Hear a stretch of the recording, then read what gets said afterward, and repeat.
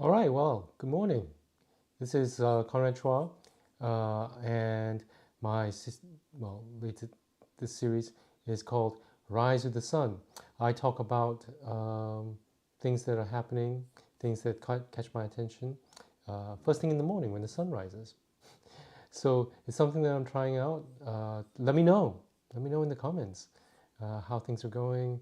I could try to respond to them. Sorry for this strange camera angle. I've got my camera, but I left my tripod in the office, so I'm actually doing it handheld. And as you can tell, the framing is a bit off. I don't know what to do. Anyway, what I wanted to talk about today was a decision that Apple made specifically for its customers here in the UK. So, if you've read earlier this week, Apple pulled its advanced data protection service from the UK's. So, in a couple of weeks, UK customers who have this turned on it will be disabled, and you can't sign up for it. So, what is advanced data protection? Now, it is a service which you have to opt in as a iCloud user. You have to opt into this service, and you, in return, Apple will encrypt end to end a lot more of your data. Now, Apple is already encrypting loads of your data end to end for you.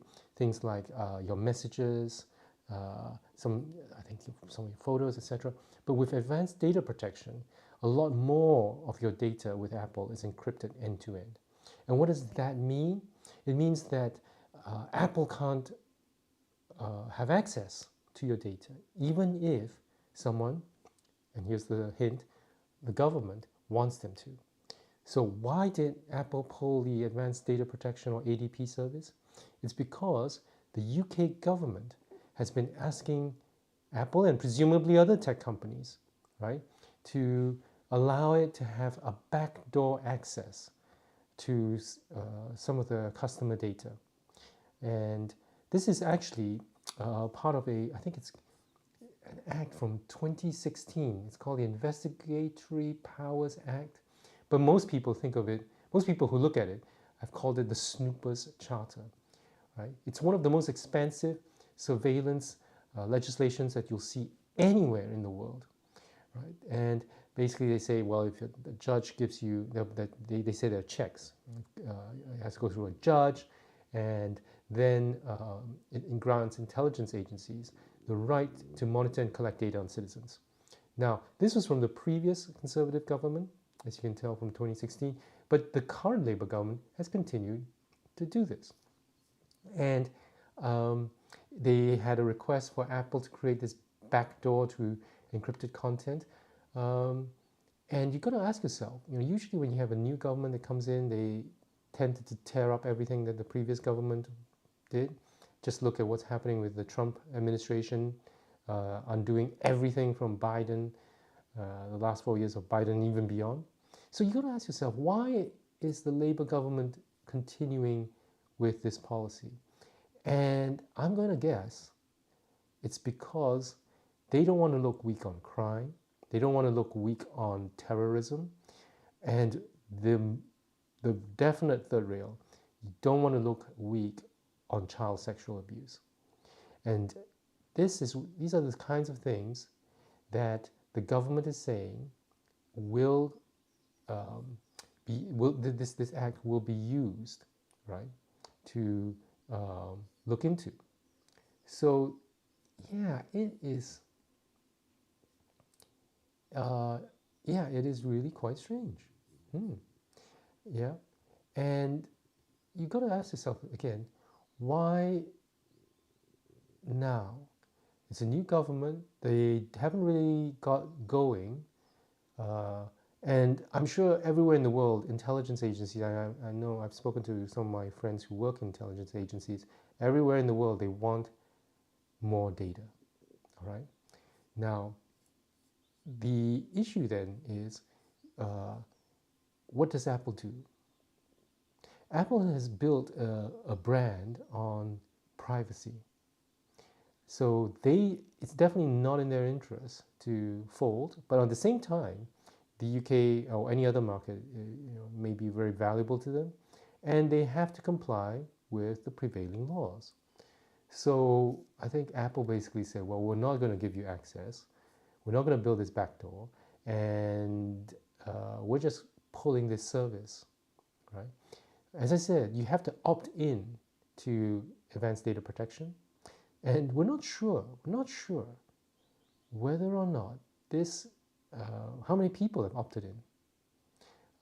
Very soon, here in the UK, you won't be able to, right? Whereas I think even in China, you might still be able to um, um, get access to ADP. It's just bizarre. Now, by cutting ADP, I don't think Apple actually makes it any more difficult for the UK government to gain access to data, right? But I think it's really this political signaling, right? There's the same tactic they used with the EU. Apple was not happy with some of the Digital Services Act that the EU and Digital Markets Act that the EU passed, and so they said, well, given the vagaries of the act, we're not going to offer Apple Intelligence to the EU. Yeah, so that's the kind of political tactic that you got to see, and you got to also ask. The UK government definitely didn't just go to Apple to get access to their data. They went to everybody, right? So you've got to ask yourself, what is WhatsApp doing? What is Meta doing for all its services? Or it could be TikTok or anything like that. Any kind of messaging service. The UK government would probably have already asked to get unfettered access, and maybe these companies are not making it public, making these requests public, the way that Apple has tried to do. Now, you got to think also from Apple's point of view. Like all tech companies, they don't want this sort of regulation, and for Apple, in particular, they have had their own how do I say this little run-ins with this sort of law enforcement and trying to do the right thing while keeping hold of privacy.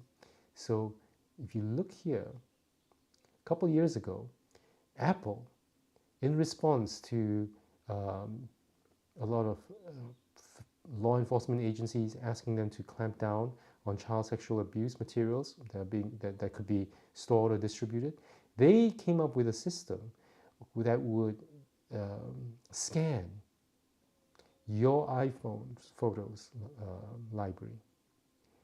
It would use neural processing to match certain image characteristics of child sexual abuse, and if it found on your phone that there was multiple images that could meet that kind of criteria, it would be flagged for a human to review. This had a huge pushback from the customers, and Apple had to shelve that plan because people just did not want someone like Apple to have access to their photos on their on their device. So Apple pulled back, and now they have been under a lot of pressure from child abuse groups, right? That they're not meeting their obligation as a tech company, whose customers have messages, whose customers could possibly use their services to create or distribute child sexual abuse materials, right?